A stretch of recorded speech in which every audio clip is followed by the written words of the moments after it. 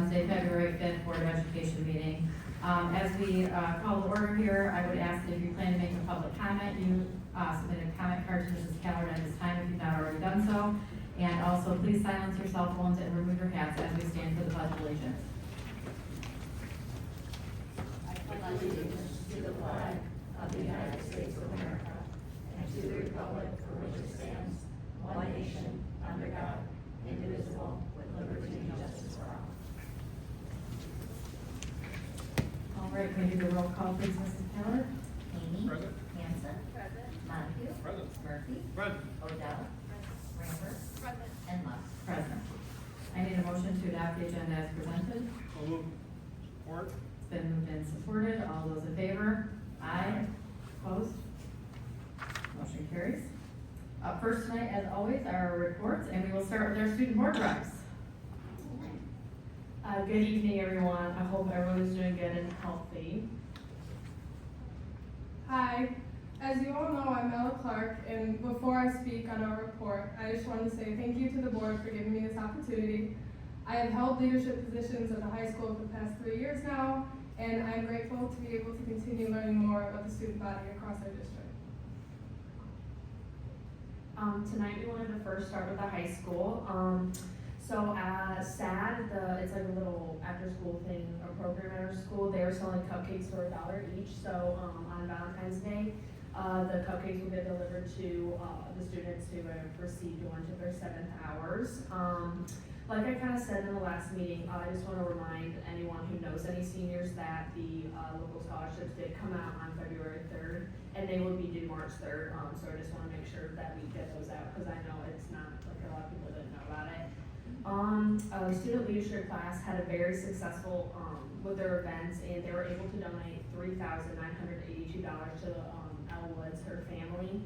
And then student council's MASC and MAHS state conference is February 22nd through the 24th. And then Linden High School is having a ski trip, that is February 28th. The high school is also holding a winter dance on March 1st. It will be a formal dance, and currently the student council is working on spreading the word. A spirit week will also be held the same week leading up into the dance. And more thorough prom planning has officially started between the junior class officers and the class of 26 as a whole. A Google form was sent out today for junior students to pick a theme. The theme options are Secret Garden, Hollywood Glam, Enchanted Forest, or Masquerade Ball. At the middle school, so February 18th, 20th, and 21st is the first semester honors assembly. So the students who receive like all 4s and they're like Eagle classes, all A's and B's, perfect attendance. It'll be in the morning around 7:45. So again, it'll be all grades, so like 18th, 6th, continuing on. And any family members can come and show up when their student receives a certificate. The Zero Referral Club for second quarter was this past Friday at the multipurpose building for 6th, 7th, and 8th. So they were able to walk down to the multipurpose building and just kind of play games for about an hour, and then they just to kind of celebrate it. They are getting ready for spring testing. So Mr. Enders was saying how busy it kind of is for them. He wanted me to let them, everyone know that it's about the middle of the season for the boys basketball competitive cheer, so it's still kind of happening, but it's getting closer to the ending. There's going to be another session of middle school esports, so it's kind of piggybacking off of the high school, and so it's middle school second year doing it, and it's been very successful so far. Our clubs are going twice a week.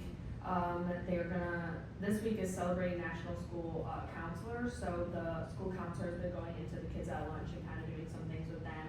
And then the week of February 10th is those rescheduled state trooper presentations. And then February 25th is the EDP field trips, which is the education development. For Central, they recently started their school store. This runs in the cafeteria, and the proceeds go towards their student council. They sell pens, folders, small trinkets, etc.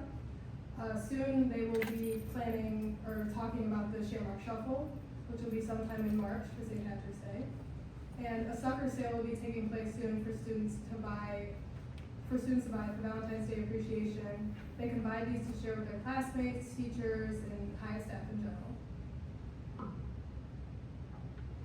Hyatt is hosting their second annual Cupid's Carnival this Friday from 5:30 to 7:30.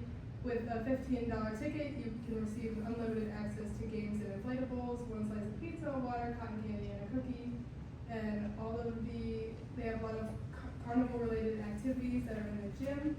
And every kid receives a bag of prizes when they leave, because they don't receive prizes after every time they play a game.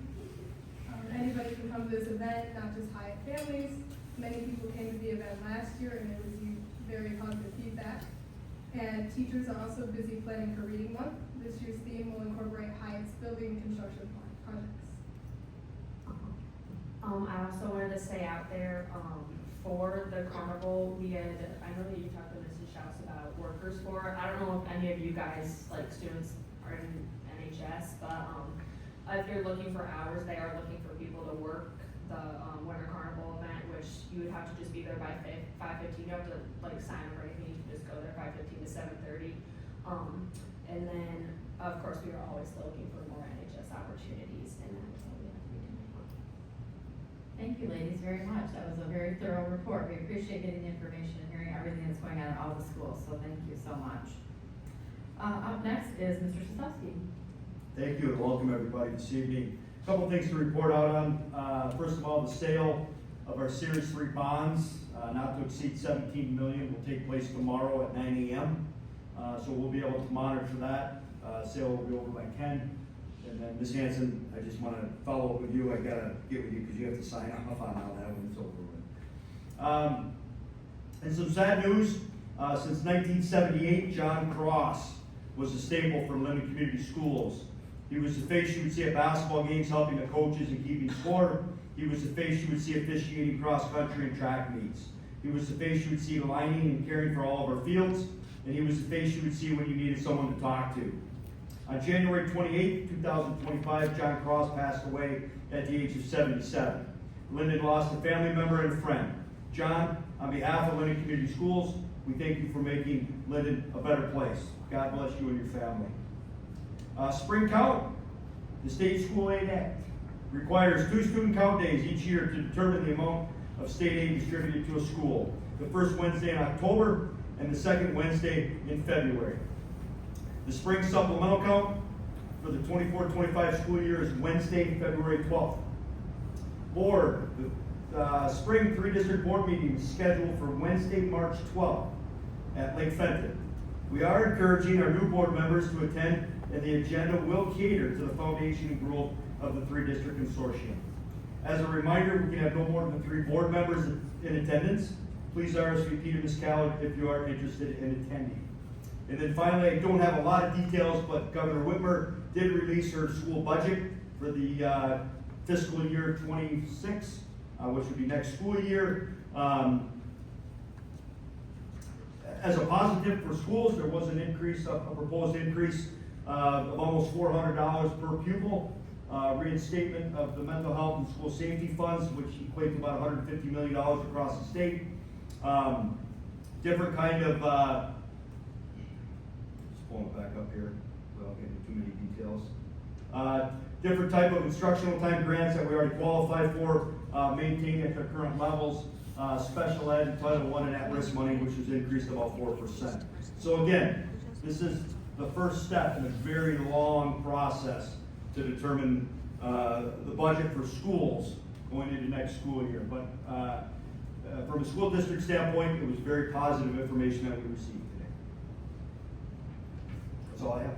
Very good, thank you, Russ. Are there any board members with reports this evening? Mr. Montague? Yeah, thanks, Ms. Luck.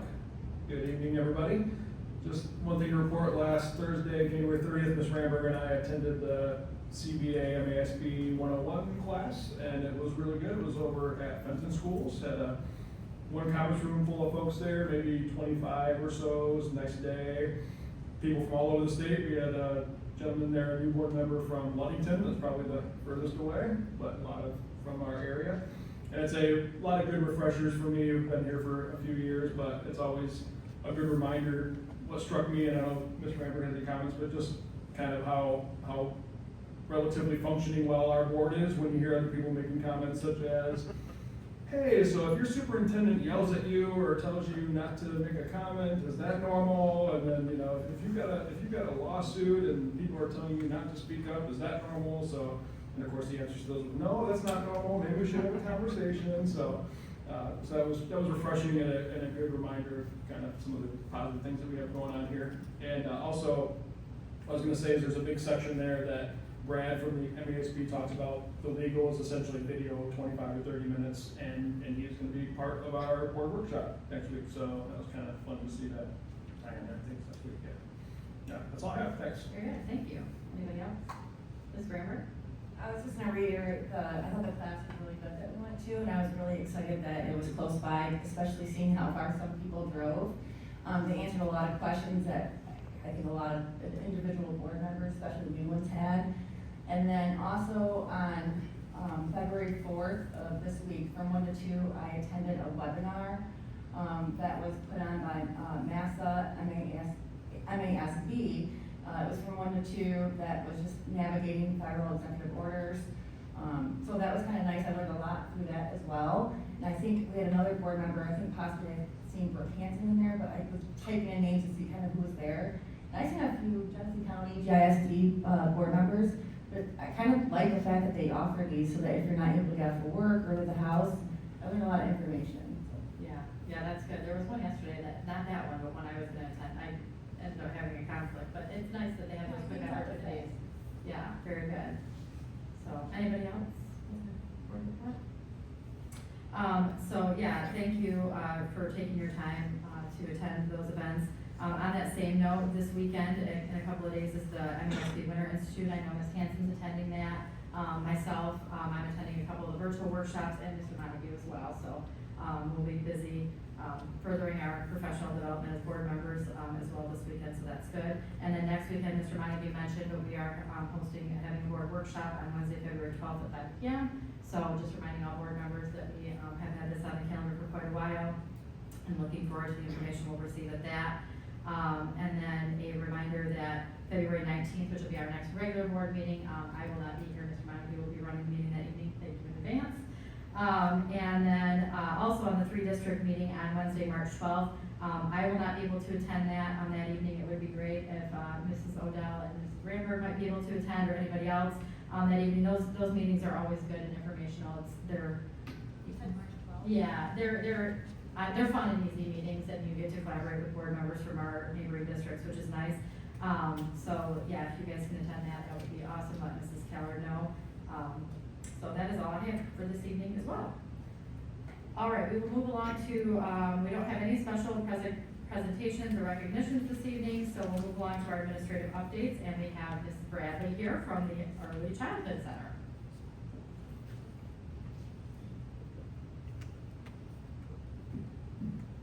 Hey everybody, I'm Erin Bradley. I'm Early Childhood Director at Argentine, and I wanted to take some time today to talk to you about some of the great things that are happening at Argentine and give you some updates on some things that are happening within our building. So the first thing I'm going to talk to you kind of about is not working.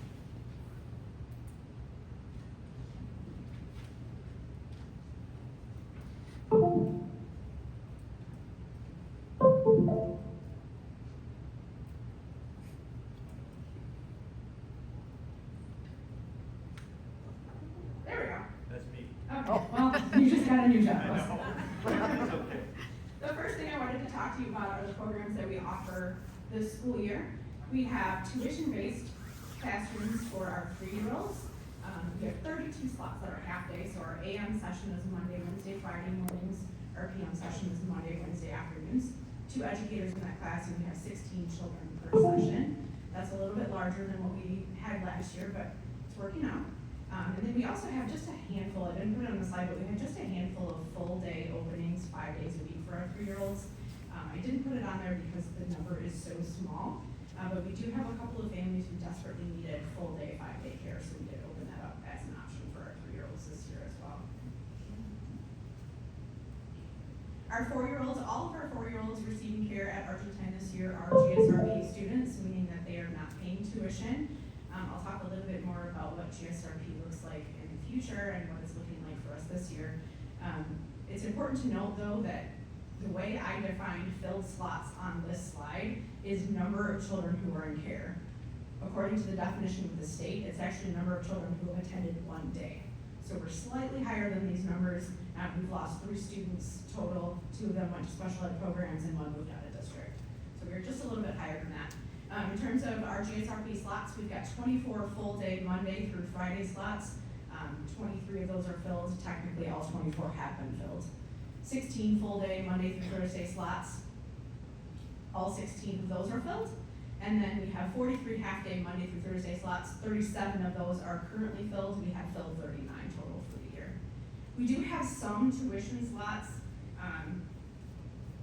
that are available if we happen to run out of GSRP slots and more families needed care. We have not needed those, thank you. We have not needed those yet this year.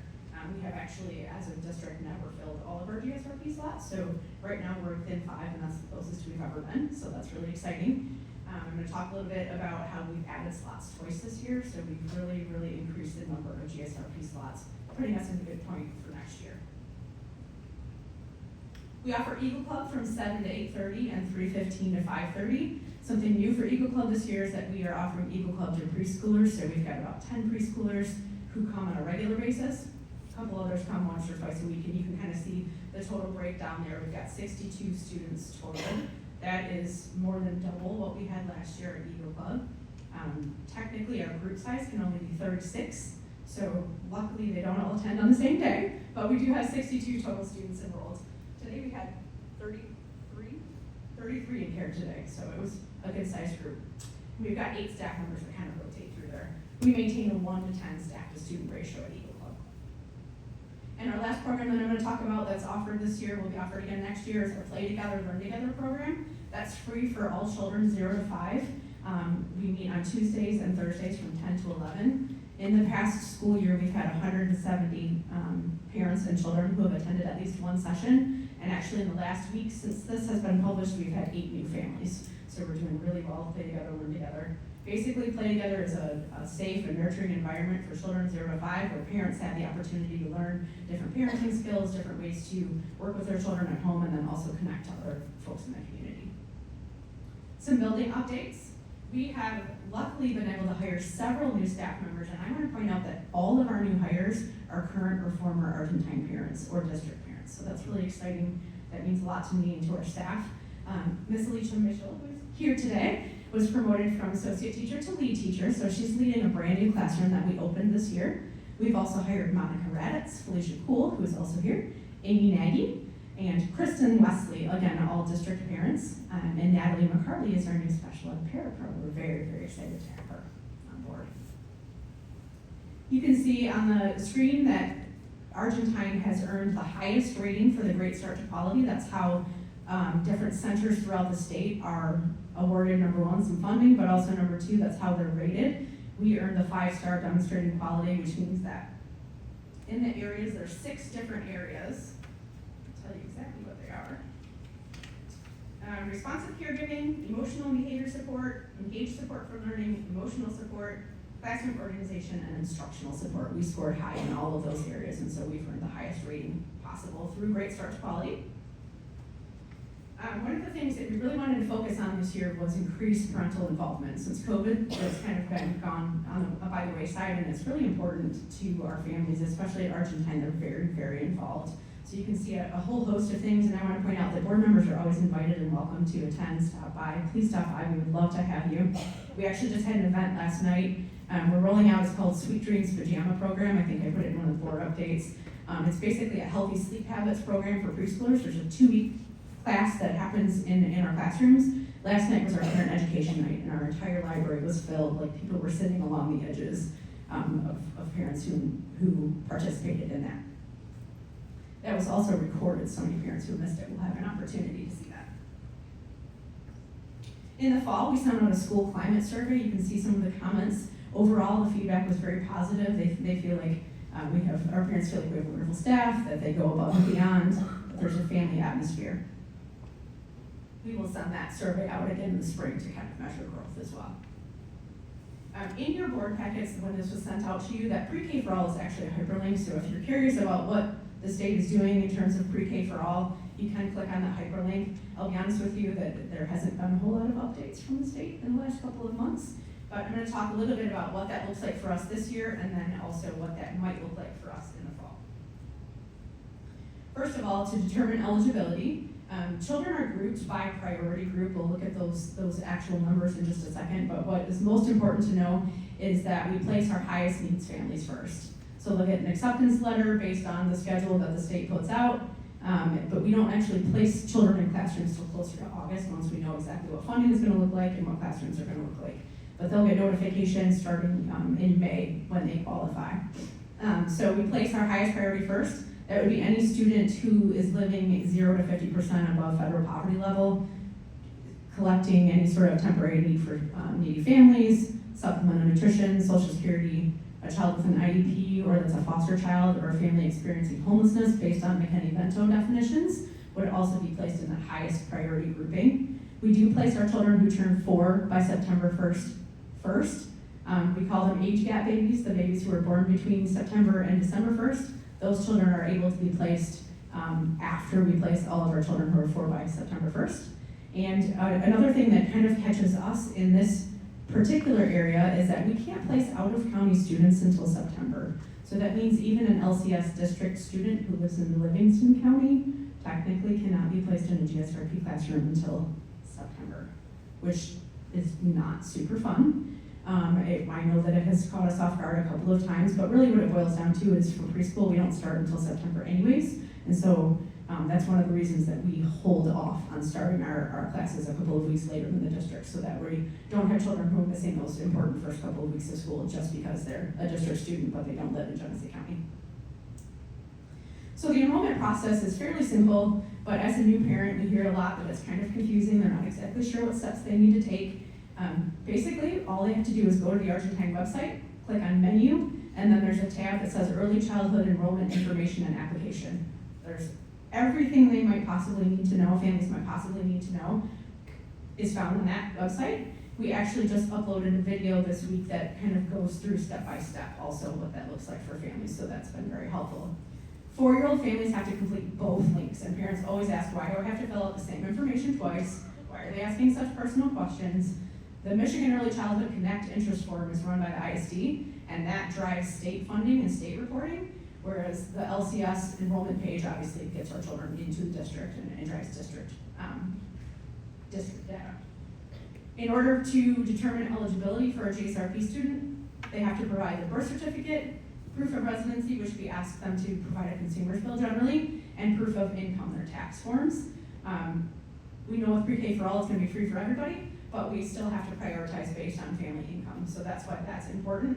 It's a licensing requirement that we have a physical on file as well as up-to-date immunizations. So I talked a little bit about determining eligibility, and you can see on the screen there, it's a little bit small, but basically these are the dates that we would notify a family that they have a spot in our program. Again, not that they have a class list, but they have a spot in our program. So based on the federal poverty level for 2025, for a family of 4 who makes just over $32,000 would find out by May 1st whether or not they have a spot. By the end of June, that bumps up to $80,000. You can see by the end of August, it's $160,000, and then by the end of September, a family who makes $257,000 or above is eligible for GSRP. We do have some families in our building who fall under that category, but I would say the large majority of our families who are in care this year fall in that July to August notification timeframe. So funding per child, I want to point out that when we increased slots twice this year, part of that was because I felt like our children deserved to have that opportunity to have free GSRP preschool, but also I wanted to make sure that we were sitting in a good spot because we don't know all the answers related to what pre-K for all is going to look like next year. So we've done 2 slot increases this year, which has brought in an additional just over $70,000 of revenue. If you look at the bottom of the screen, you can kind of see where we were making money based on tuition versus the funding per child. Our total GSRP funding this year is just over $557,000. We do expect that to go up just slightly because 2 of our classrooms are technically new classrooms, so we get some startup funds for that as well. and actually just sign that paperwork today, so. So the impact on 25-26, the fact of the matter is that there's just a lot that we don't know yet. Again, the state hasn't provided us any guidance in the last month, 2 months, in terms of what things might look like. So we are going with as is, status quo, right? Again, we did those 2 separate slot increases to make sure that all of our families have a spot in GSRP. We have the most number of GSRP students in care that we've ever had at Argentine. So again, those slots, there's 83 total slots that we anticipate being funded for next year for GSRP students. Actually, I'm gonna go back to that because one of the things that is important to note is that we have some new staff that we've hired who need to earn a Child Development Associate credential, and that is part of the GSRP requirements. I'll talk about it a little bit more, but I wanted to point out that we're in the process of planning a CDA cohort that would happen right at Argentine, so all of those staff members don't have to travel anywhere. They'll get their schooling right on site over the summer and have their CDA, hopefully by the end of December next year. Our curriculum is something that's not going to change. That's something that we do know will be exactly the same. So the curriculum is research-based and aligned to early learning standards. It really focuses on a project approach and the whole child approach. So we're educating every part of the child. Children participate in inquiry-based learning instead of teacher feeding information to the children. Really, it focuses on purposeful play. So the things that we evaluate based on that is through our teaching strategies is the program that we use to assess students. Again, that's ranked on national norms, so this is based on things that all 4-year-olds across the country are doing. We look at social emotional, physical, language, cognitive, literacy and math, science and technology, social studies, and the arts, and those are all things that all of our students are graded on 3 times a year. Talking about those GSRP requirements, sometimes parents think that we're being just a little difficult, right, when we have all of these things that we ask them to do. And honestly, as an educator, sometimes I feel like there's a lot that goes into GSRP. So I wanted to point some of those things out in case anybody here got questions, and you might be able to better answer some of those. We use developmental screeners. That is a requirement of GSRP that all children have developmental screeners completed. We use the Ages and Stages questionnaire and the Ages and Stages social emotional, that's an SE screener. We complete those at the beginning of the year for every student. We also are required to have 2 parent-teacher conferences and 2 home visits per year. The first home visit being before the child starts school. So sometimes parents ask, why does it take so long for my child to get in school? We've got to have the screeners done. We have to prove eligibility. You have to do a home visit. Come in and see the classroom. All those things have to happen to make sure that we're in compliance with the state and with licensing. I mentioned the physical and immunization record already. Again, our teachers are required to have a bachelor's degree or a teaching certificate with a ZA or ZS endorsement. So the same qualifications that our elementary teachers are required to have, the preschool teachers all also have those same qualifications. And then the associate teachers, the second staff member in the room, have to have an associate's degree or the CPA. So we will be offering that to make sure that our families get the best quality education and that our staff have exactly what they need.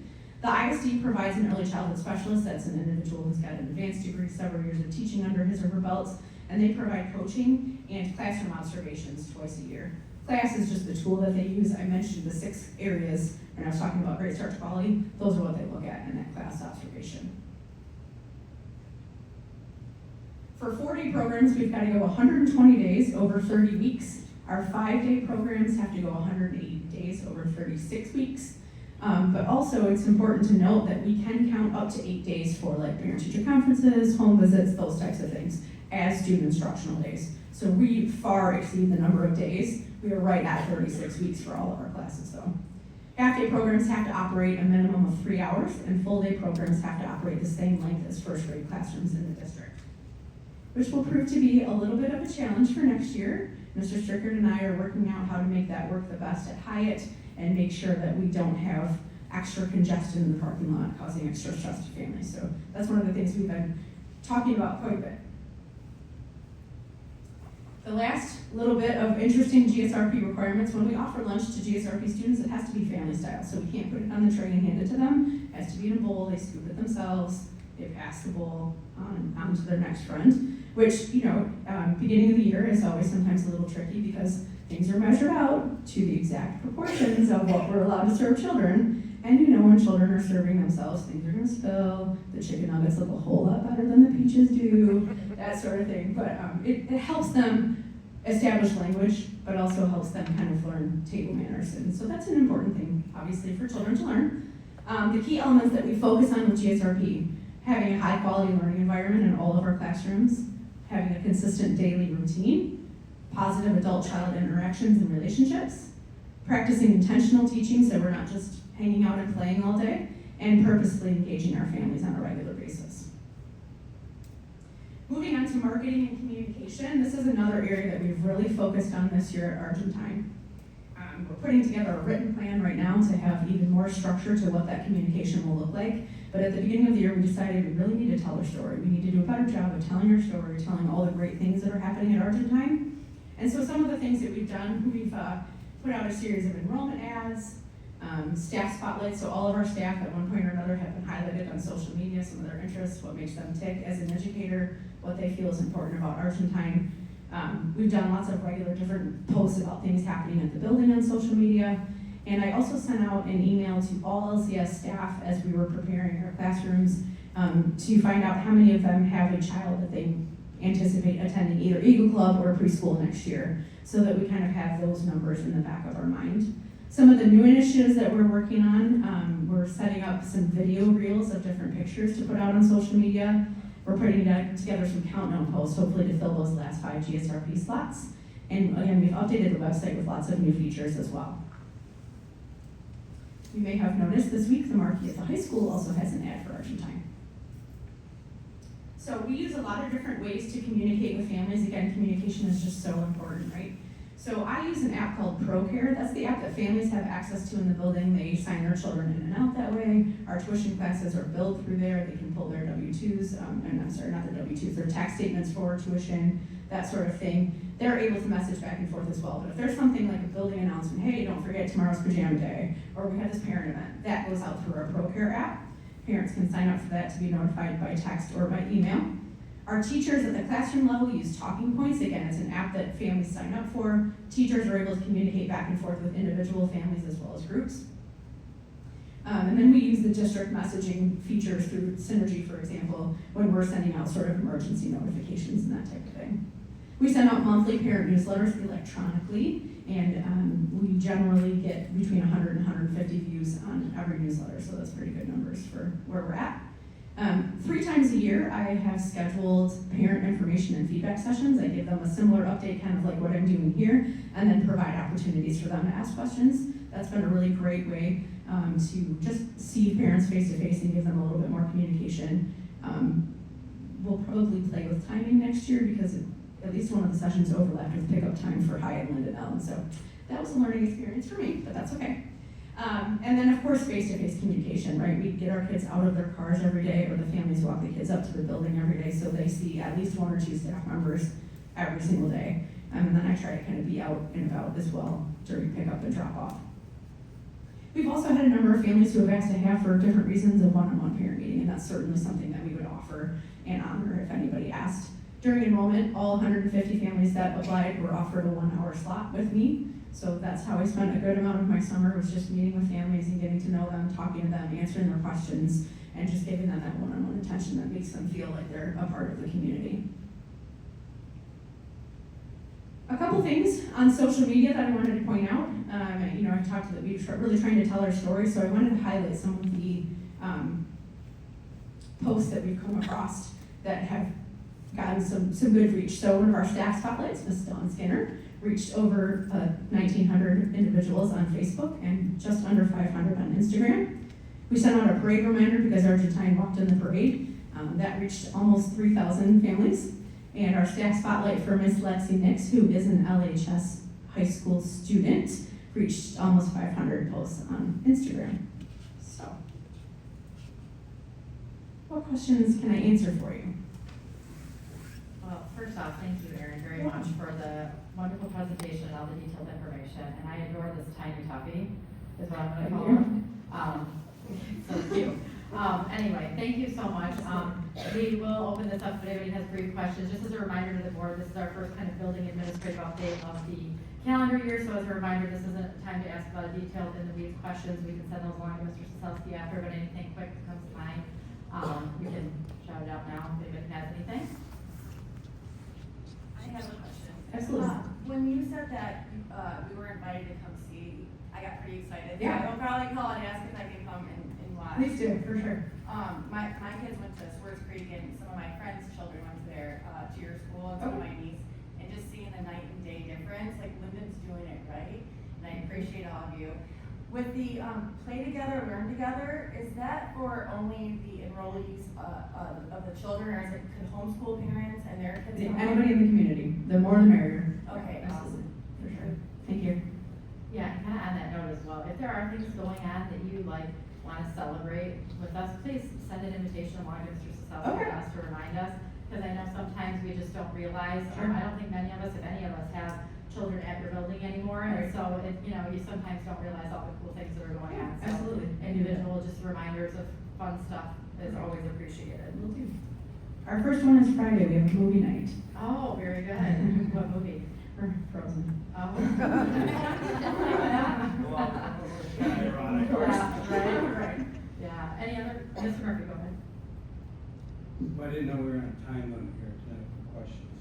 Is this a new concept we're gonna work with now? Because if it is, I'm opposed to it. Thank you, Mrs. Cahill, or Erin, for the presentation. There's so much information here that you've gone over, but there's a lot of other information that you didn't have time to go over.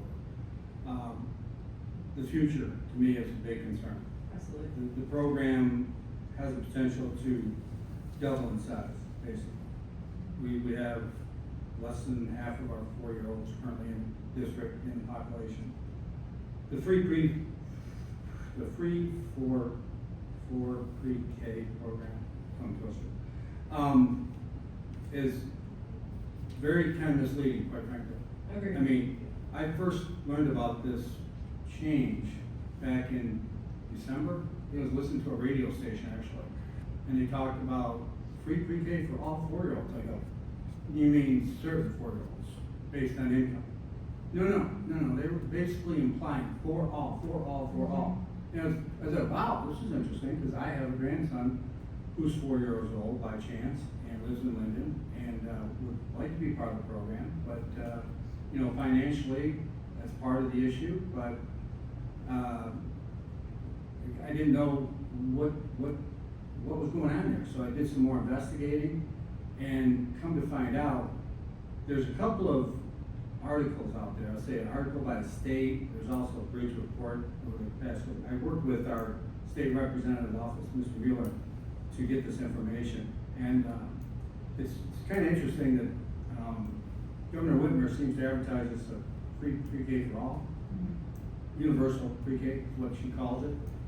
In her mind, universal pre-K is that 75% of your population is involved. She considers that fully operational, fully funded too.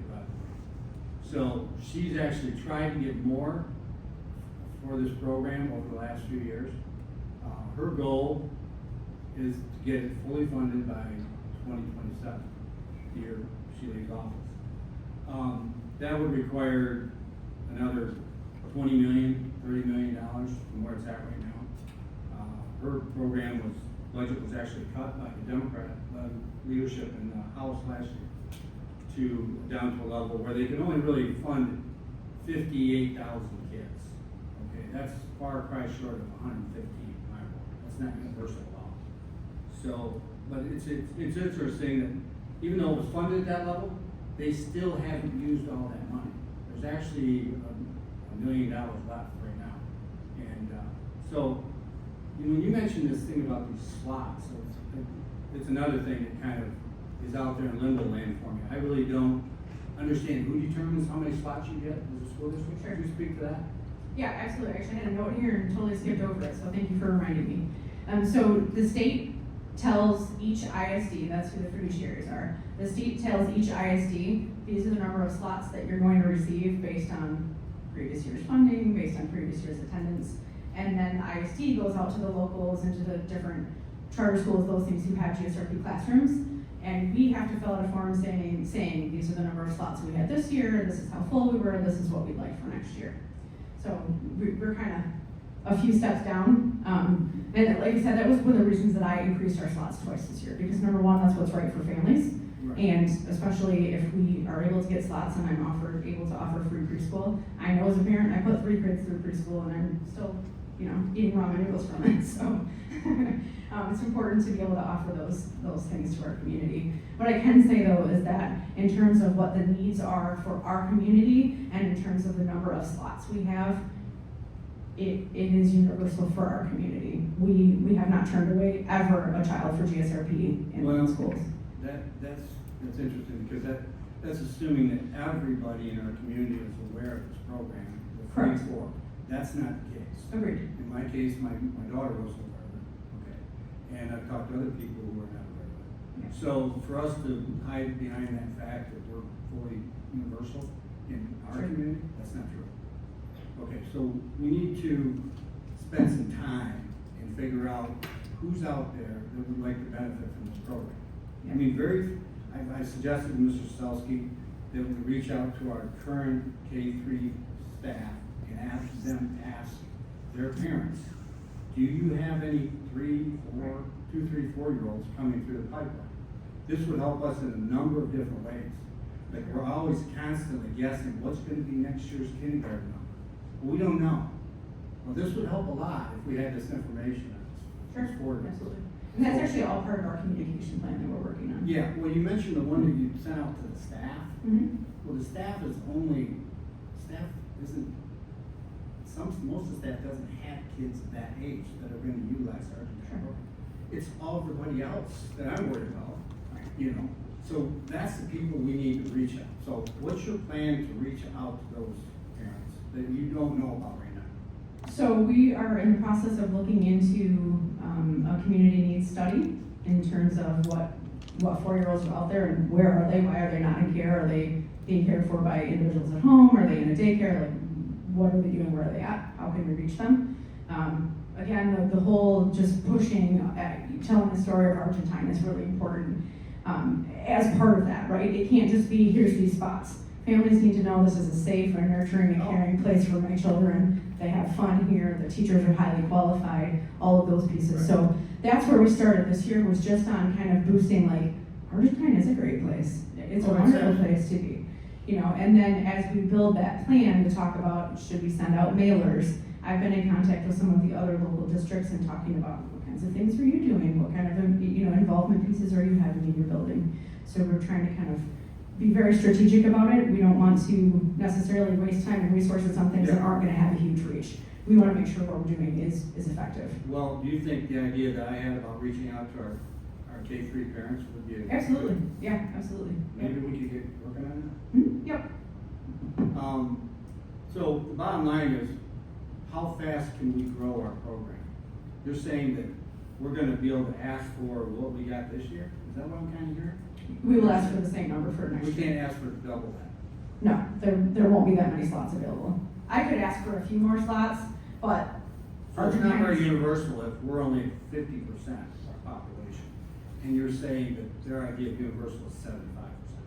So we're down quite a few slots from where we should be under this universal population. are you talking about the 20 tuition slots that we have for 4-year-olds? No, I'm talking about the state advertising this universal program for 75% Sure. of 4-year-olds. And we're only at 50%.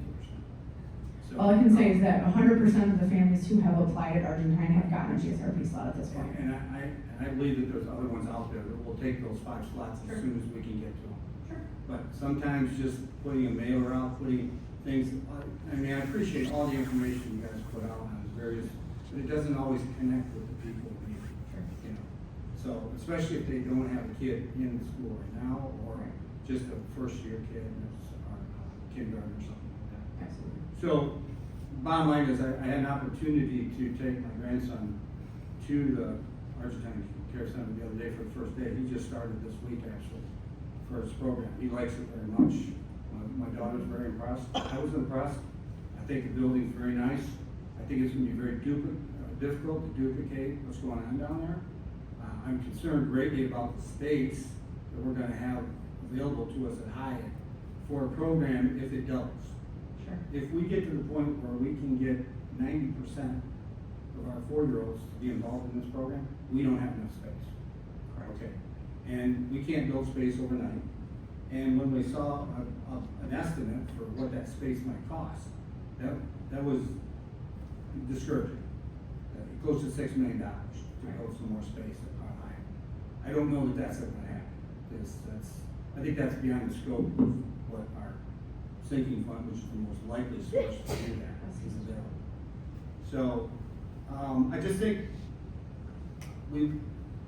I'd really like to find out, when you say we can't increase our slots, why is that? Who do we have to get to increase our slots? Governor Whitmer. Oh, really? The GSRP the GSISD doesn't have anything to do with it? No, they're given a certain number of slots from the state. And they don't ask the state for more? They can, but if there's only so much funding, so like when I requested slot increases this year, the first time I asked, I was told, no, there's no more slots available, everything is used up. Well, then as programs kind of roll out and maybe they're not as full or they weren't able to staff or those types of things, then slots become available. So Coley, who's in charge of GSRP at the ISD, reached out to me and said, hey, you're still interested? Yes, absolutely, absolutely. She reached out to me one more time because she knew I was still looking for more slots. Okay. So we were able to take those slots as well. What I don't want to do is take slots just for the sake of taking slots that I know I can't fill right now, or that I can't staff right now, because education there's a nationwide, shortage, especially in early childhood. So, my belief is that we do things intentionally, we do things the right way, not just, and I'm not saying that that's what you're saying we should do, No. but not just double for the sake of doubling. I want to make sure that we're actually able to meet the needs of what's happening in the community. Well, yeah, that's a great goal. I like that too. My thought though is that I think if we don't push for more, we're not gonna get more. So the idea that we put this information out, we get a hold of all these 4-year-old parents, we find out they're interested in a program like this, what's the next step?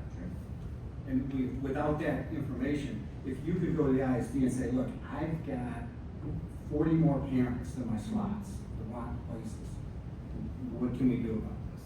Maybe they kick it up the chain to the state and say, we need 40 more slots in this district because they can handle it, they've got the space, they say they're gonna have the staff, all these kind of parameters you talk about, which are very important.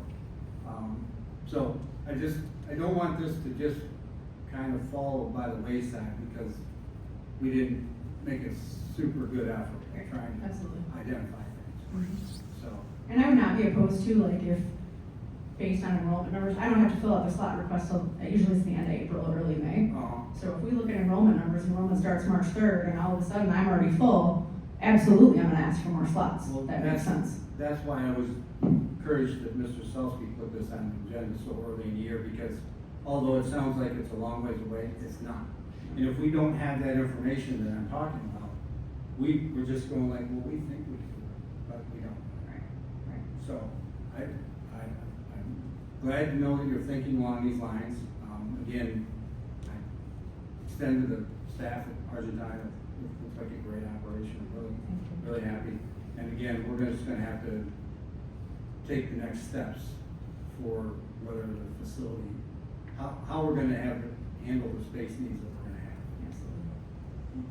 But thanks again for the presentation. Yeah. Thank you, everyone. Any other comments on the board?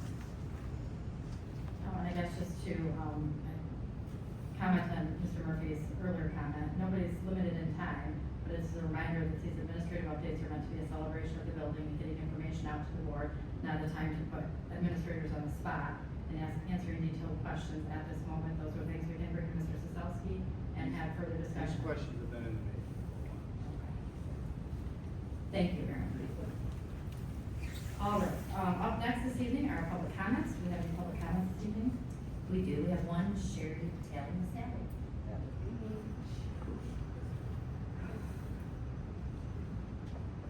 Just as a reminder, I know you've done this before, but your comments should be limited to 3 minutes and addressed to the board president. Very quickly, Thank you. on the point. I don't like wasting time.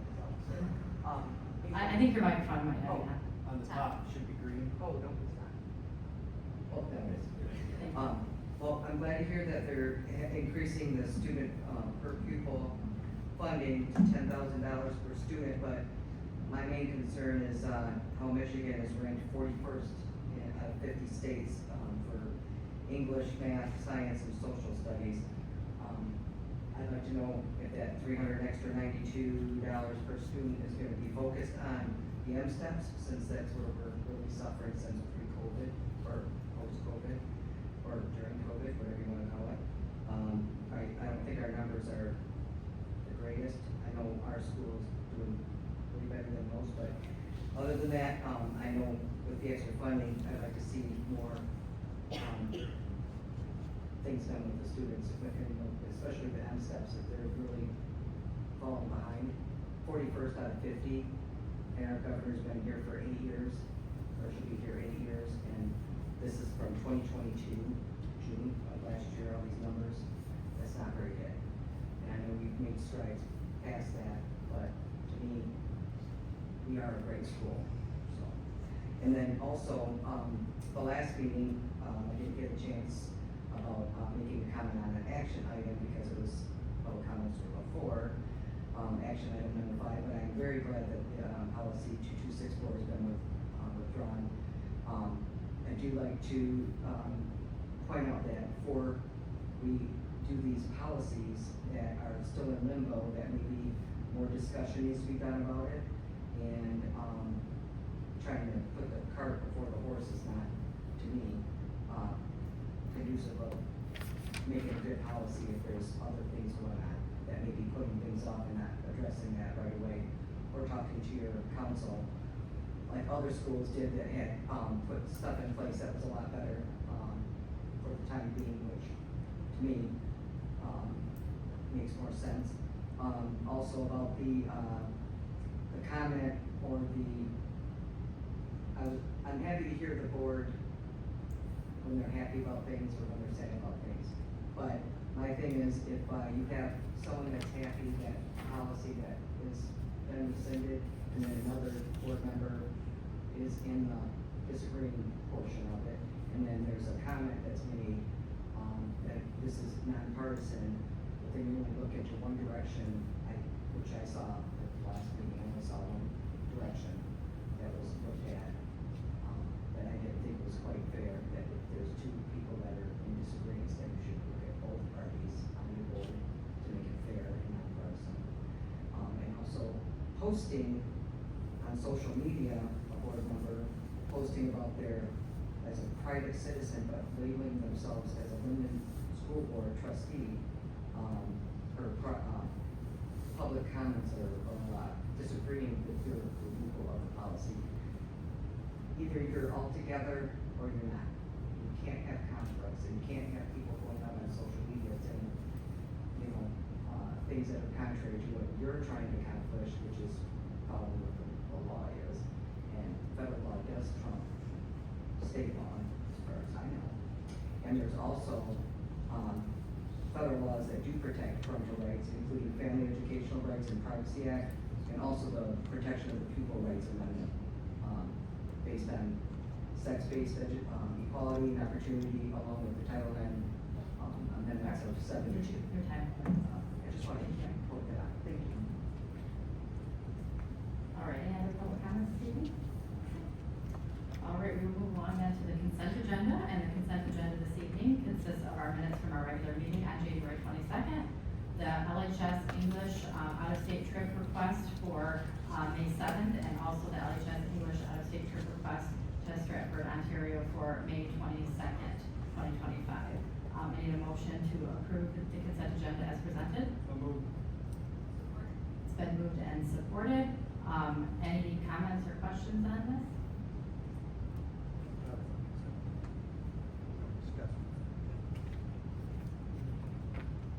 Discussion.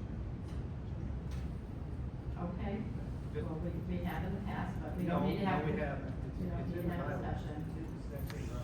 Okay, all right. All those in favor? Aye. Opposed? Motion carries. And thank you. The comment I would make is thank you to the staff, Dr. Georgia Mr. Schneider, who make these trips possible for our students and other teachers that run similar programs as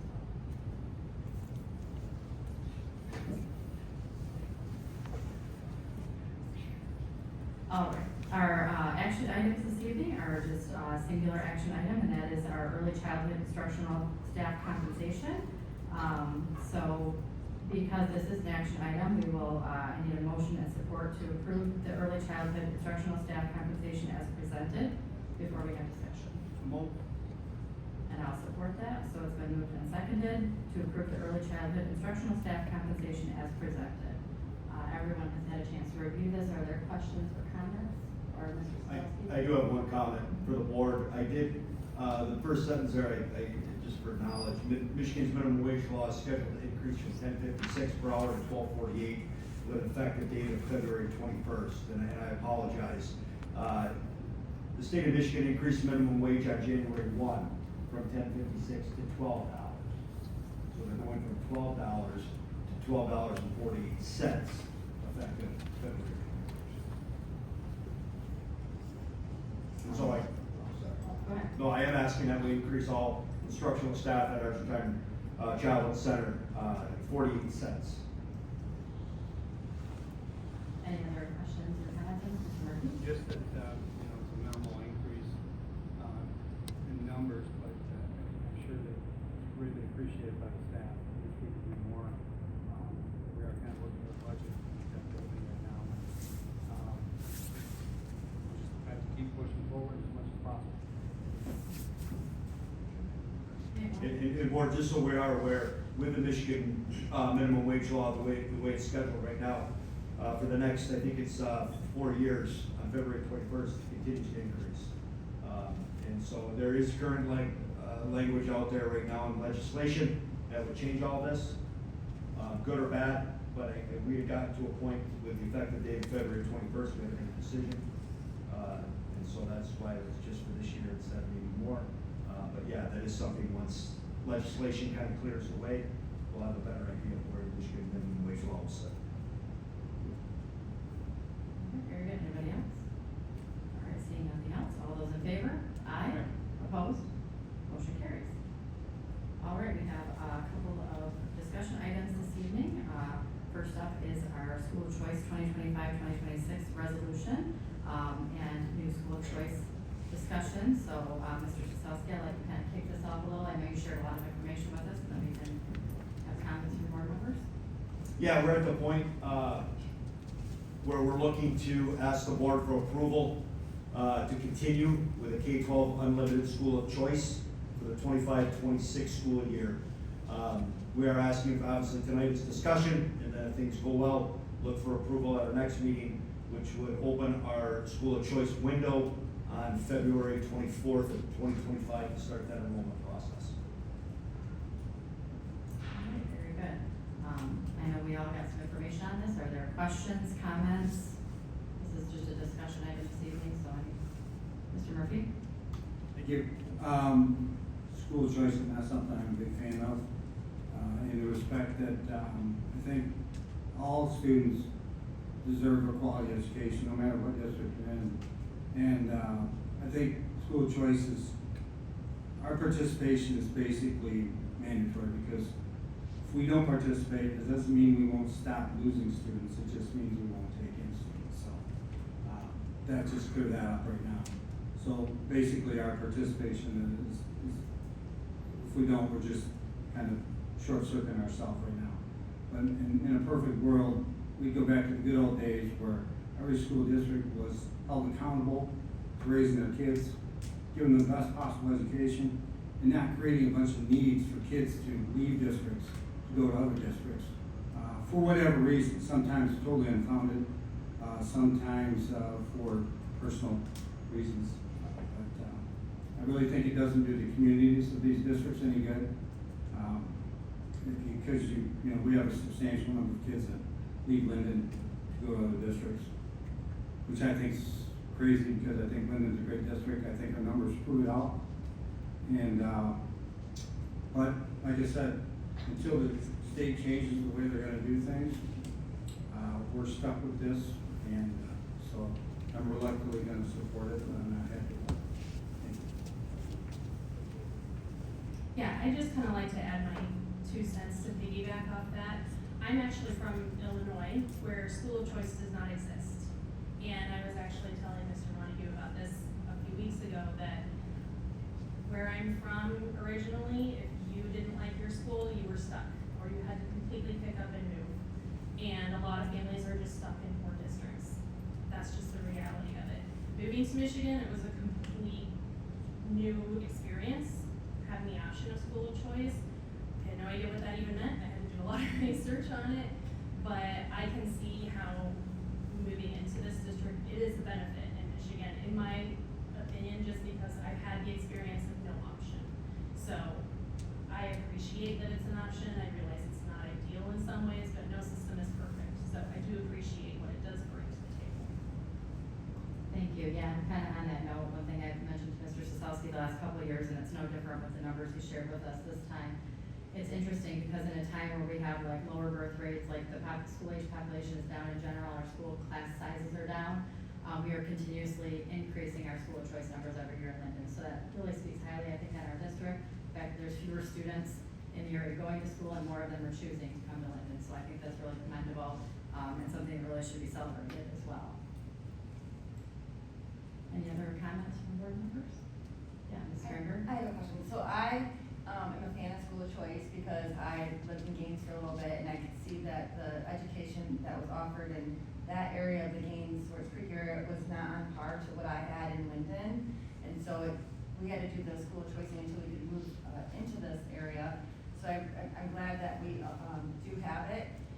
One thing I'm wondering is, I did watch another school board member meeting last time that's around here, and they were talking about numbers too.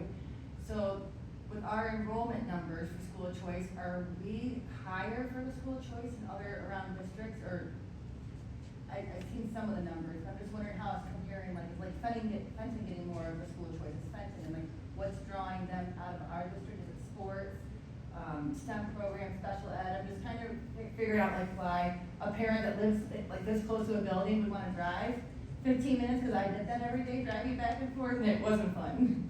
We do try to ask parents when they leave, or families when they leave, when we're aware. There's no requirement. And we've talked about it before at this board, and usually at the end of the year, we do a presentation with some numbers and information on school of choice.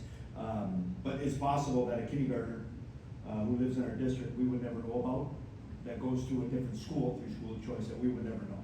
So some of those answers we don't have.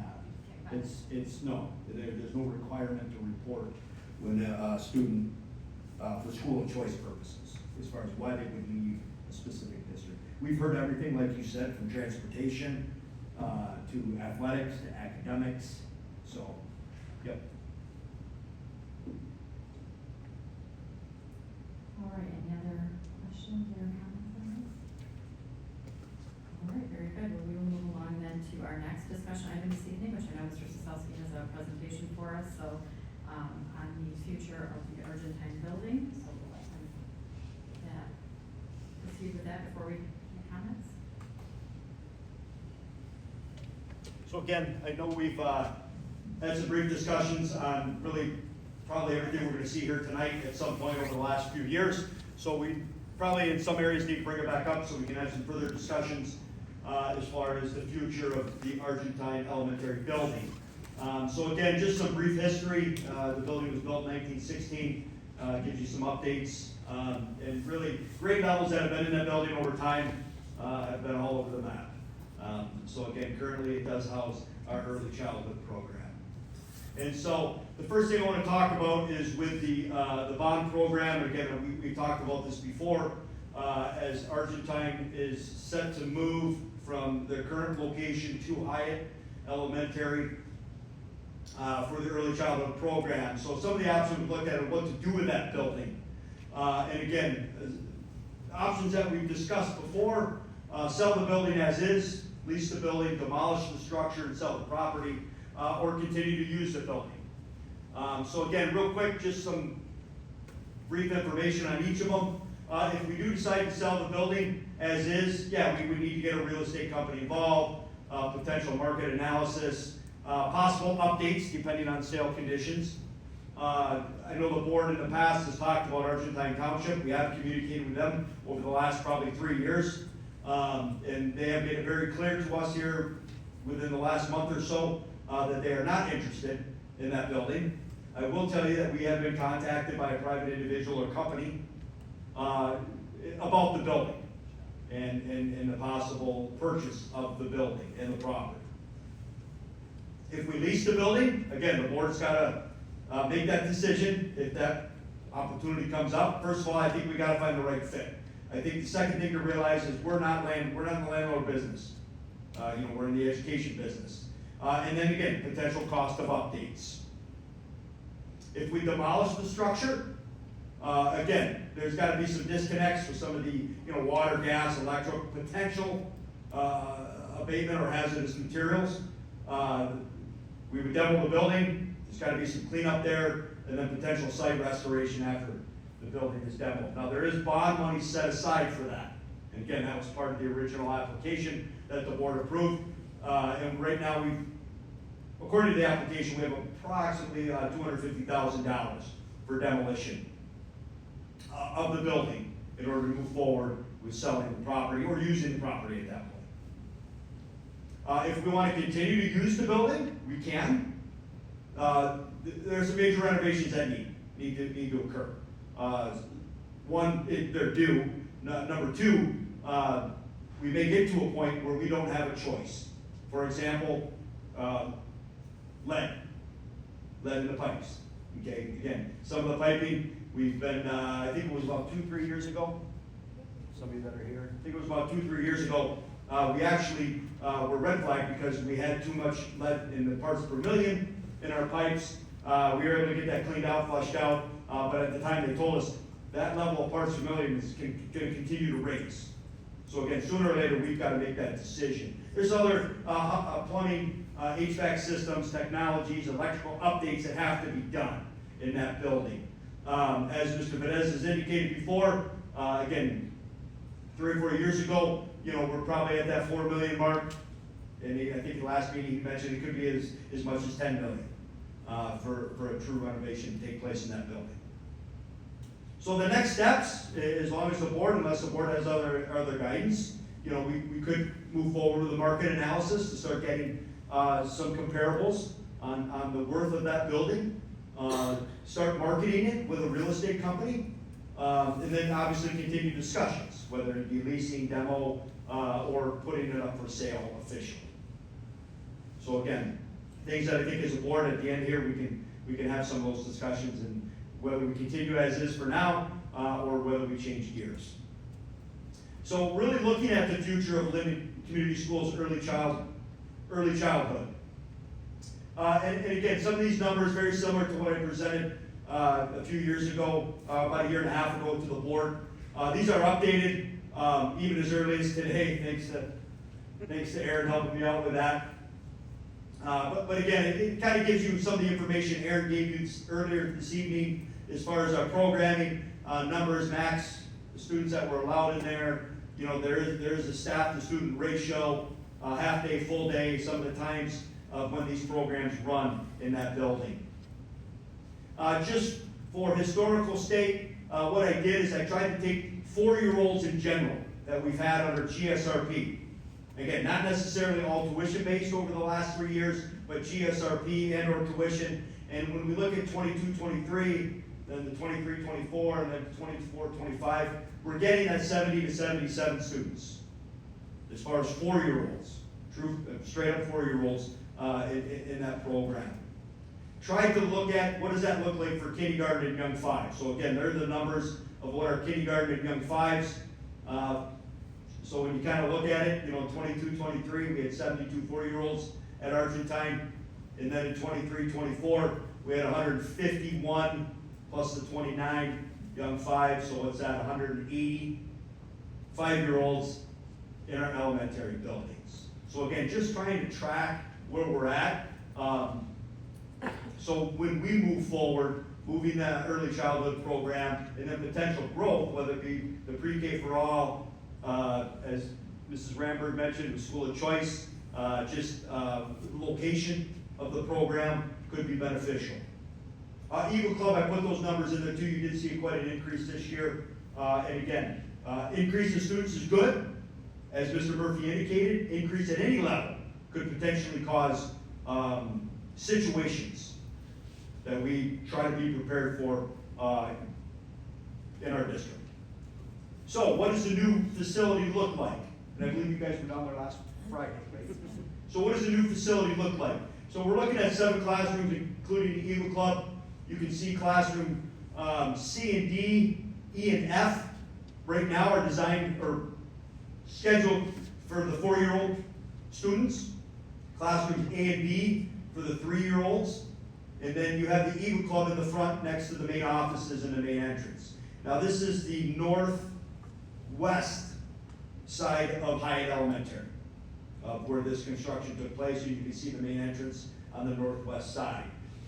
So again, it is a secure entry. There are shared bathrooms in the classroom. I believe 2 of the classrooms, E and F, have single bathrooms.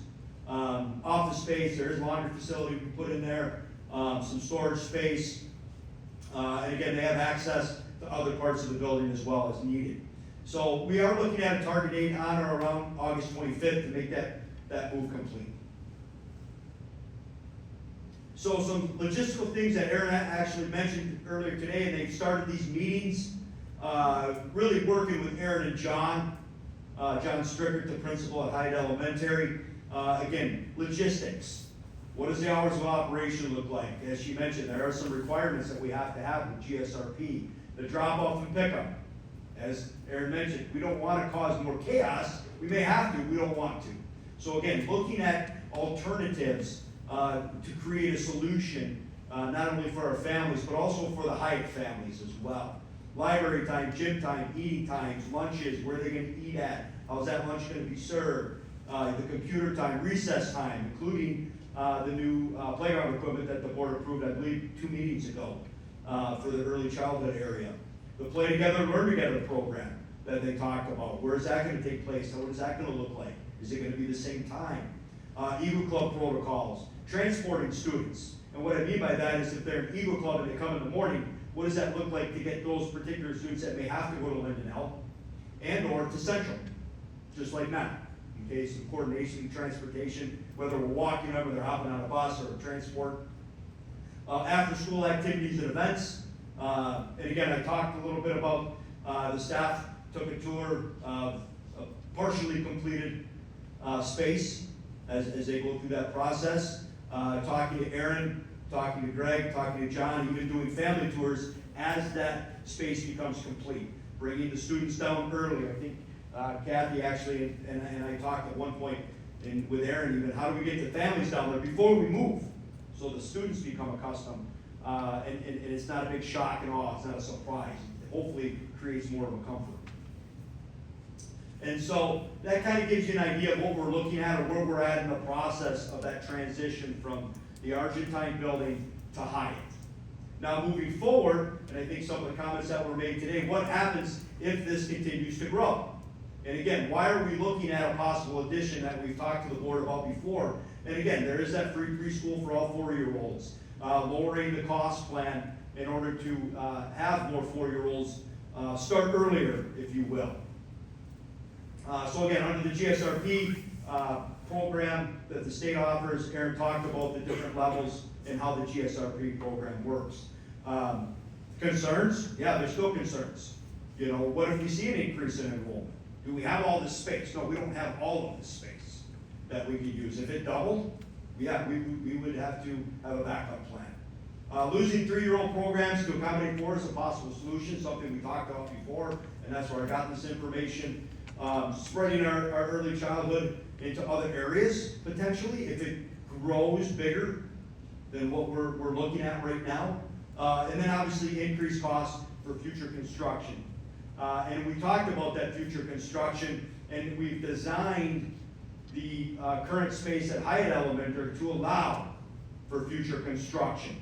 And the one thing that we brought to the board and had discussion about was adding 4 more classrooms in a big open space and office off the northwest corner of Hyatt Elementary. And again, some of the site work that the board's already approved, as you see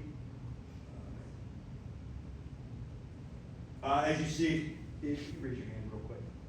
Yeah, right above Mr. Haney. On the top of that, you can see with the site work, we're actually straightening the road.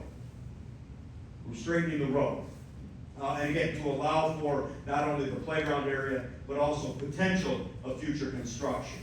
The cost of that, again, in 2023, with the estimates that we actually had, was about $5.8 million.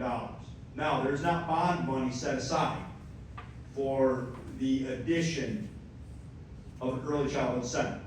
Not in addition, for the renovation that we did, yes, that's all covered by the bond. But in this particular case, we're looking at approximately $5.8 million estimated for a facility like this.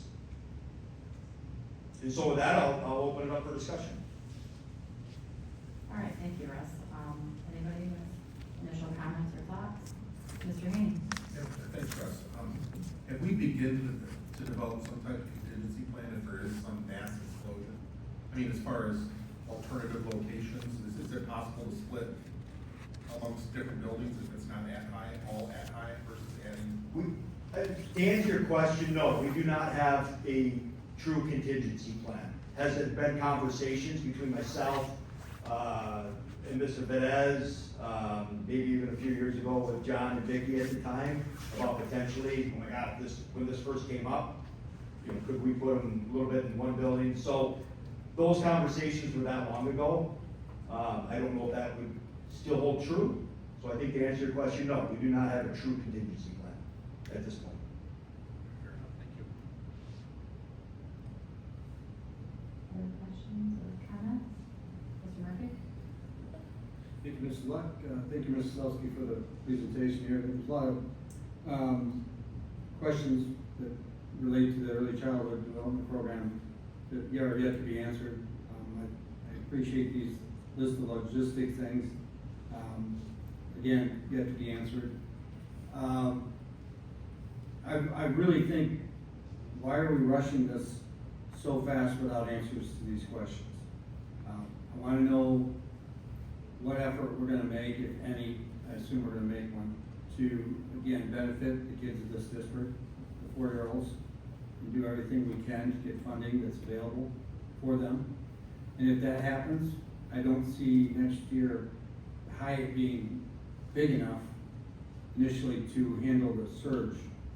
So at that point, it seems like it makes more sense to me to run Argentine for another year until we iron out all these logistical questions, as well as making sure that we're going to have enough space. To spend $5.8 million on expansion to Hyatt that would not even cover less than half of what we have at Argentine doesn't make a lot of sense to me. And especially when I'm sure there's going to be a big rush to give away the property at Argentine for the least profitable price. I just feel like we're doing ourselves as a district just injustice if we move forward too quickly on disposing of the Argentine elementary situation. So my thoughts are, thank you. Just to be clear, to make sure I didn't miss something here, but the space that we're gaining in our new early childhood center for all of our bond work, that is the same amount of classroom space we're currently using at Argentine, correct? Yes, square footage wise, I guess I should have put that on there. But the number of classrooms, the spaces? Yeah, the spaces, well, they have more spaces because they have the gymnasium Right. area, the cafeteria area, they have the open space area, the library, if you will. So we as in regards to the renovations, we don't have those areas Right. as part of the renovations. Right. So this, if we're anticipating, like we discussed, per the notes here in 23, the additional 5.8 million plus some now probably would cover just like our inflation of students. Like under this new program that we just don't Yes. have all the answers on yet. No, that is correct. The addition is not in place of the renovation. Right. The addition is in addition to. Right. So, with our current classrooms that we have with the renovation at Hyatt, potentially adding 4 more, plus as in the pink there, you see that large Right, open area. okay.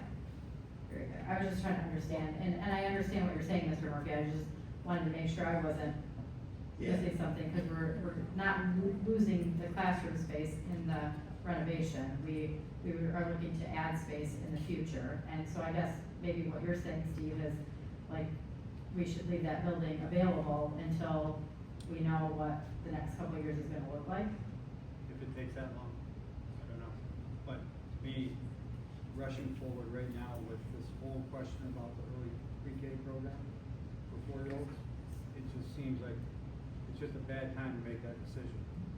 And, again, I think there are spaces at Argentine that are not being discussed, that are like, from talking to my grandson's teacher, there's classrooms at the end of the building are used for counseling and other activities. Across from the gymnasium, I think there's some classrooms down there that are not. There's classrooms down Yeah, there. that are used for activity. It sounds like to me like we're using all the space Yes. inside our. Yes. Okay. And so it's not just classroom Agreed. space, there's other spaces. Yeah, they're using all the space. Yeah, there's other spaces that are not classroom spaces, so there's gonna be a deficiency, and it's largely listed in this area of logistics, as far as gym times and computer times and eating times and all these kinds of things that they don't have to battle right now at the facility they're at right now. I'd just like to see a more complete picture from the staff about how this mesh is gonna work. The thing about the drop-off time, it's quite an orderly process that they use at Argentine, very attractive, very safe. I'd hate to give up on any of that to, again, without realizing that I was giving up on something.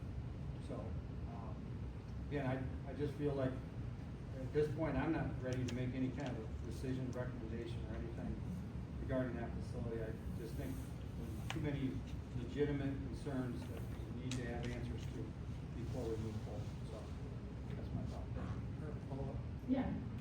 Just, what's our timeline as far as, sorry about that.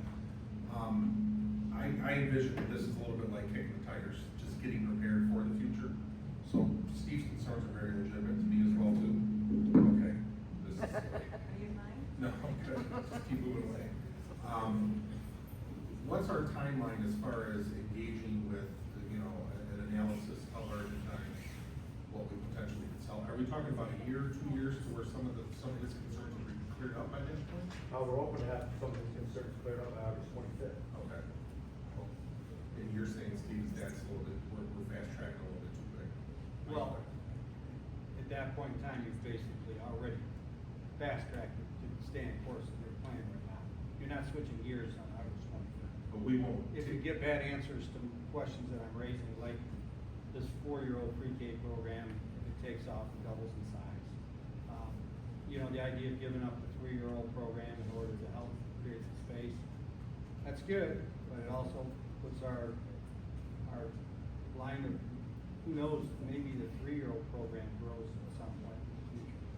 Again, I think we just need to do a better job of reaching out to our parents in the community and finding out what kids are out there and letting them know what options they have, cost-wise.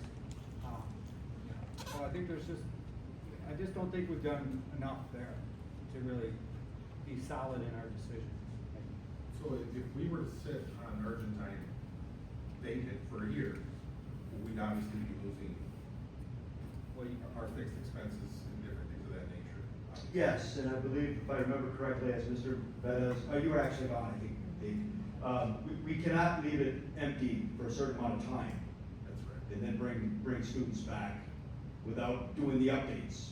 And I think that's also something that we need to look at too, the potential cost of what that would be.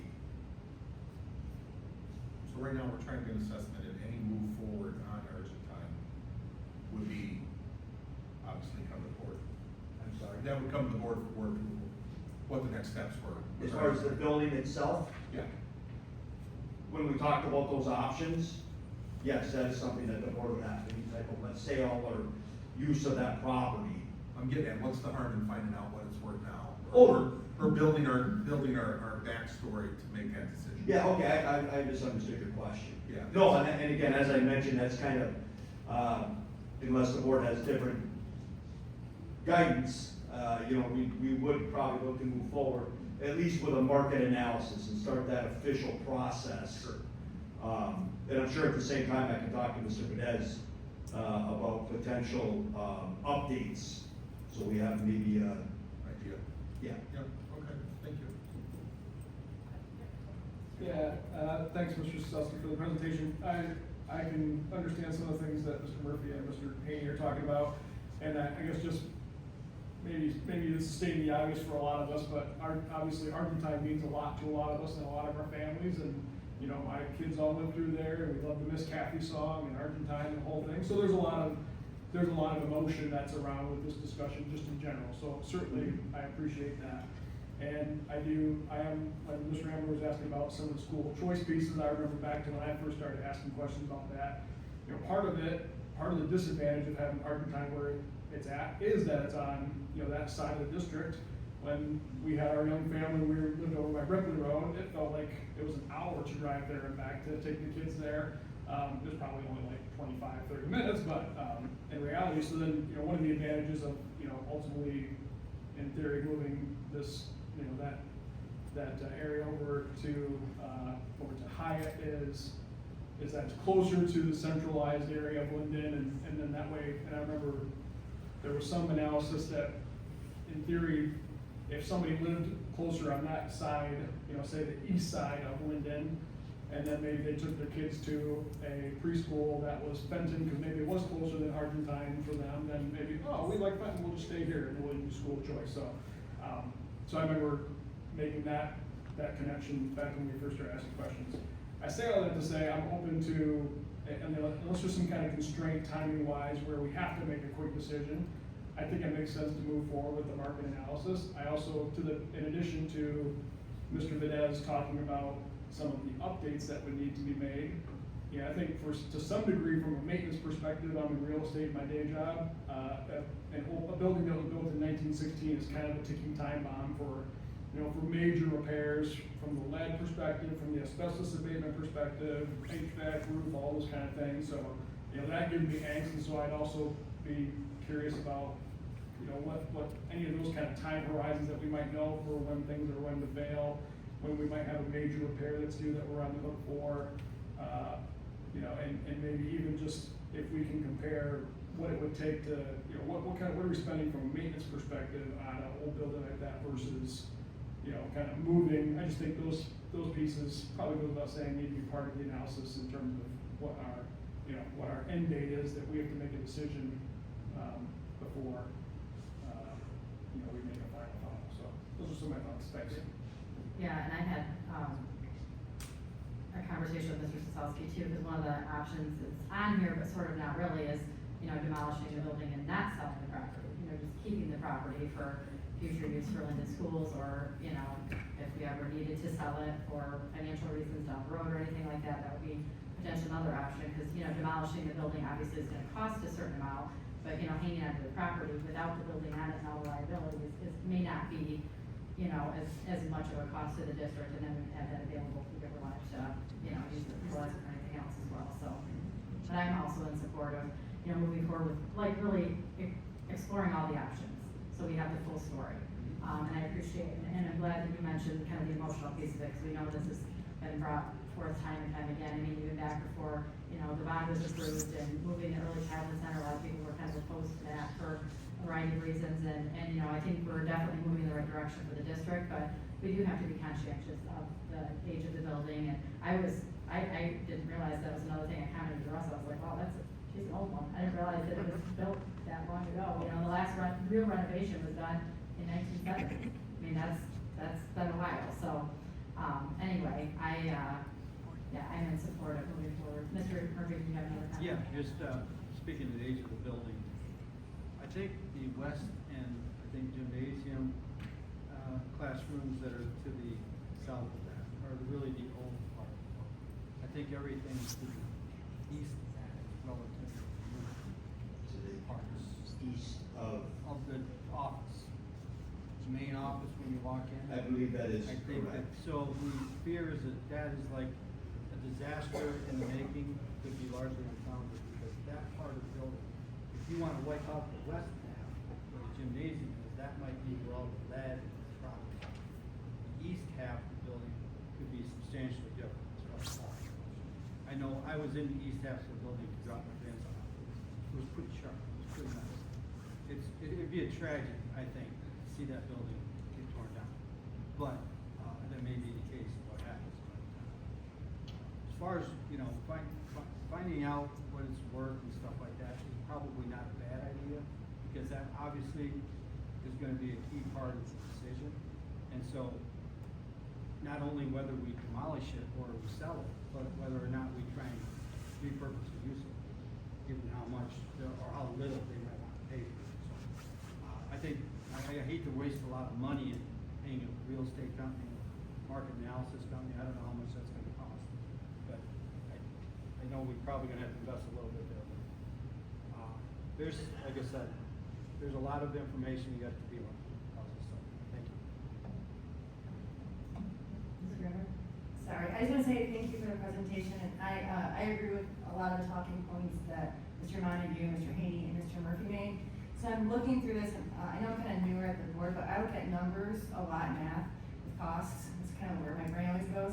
So hypothetically, if we had an explosion, the programs were super popular, could something be like where we keep all the 4-year-olds at Hyatt, and then maybe move the 3-year-olds, or however we would need to do it, to keep that building? Because if you're saying that just a rough estimate is $4 to $10 million to keep the building once we see if we have to make repairs to Argentine, but then it costs possibly $5.8 million to add on to Hyatt in addition that we don't have the money set for. It's almost like if you take the median between the 4 and the 10, it's like we're almost breaking even by making more space at Hyatt versus just maybe also keeping Argentine Elementary. And then I'm thinking in my head possibly the cost of things right now with inflation and the bids that we're getting now, 8 months from now, it could be cheaper, it could be more money. So I'm just thinking like, oh, if this is my house, like this is a personal project, I feel like we need to wait a few more months or get all the options and really think about it from a financial standpoint with all the executive orders and things happening. Monies need to not be wasted. So.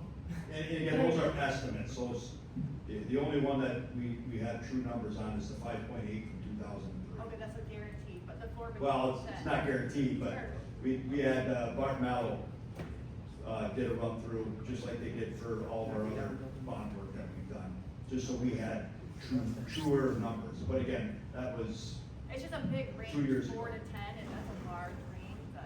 Yeah, and again, some of it, we may not know what we have to do, Right. because it might be interior behind the walls, just, excuse me.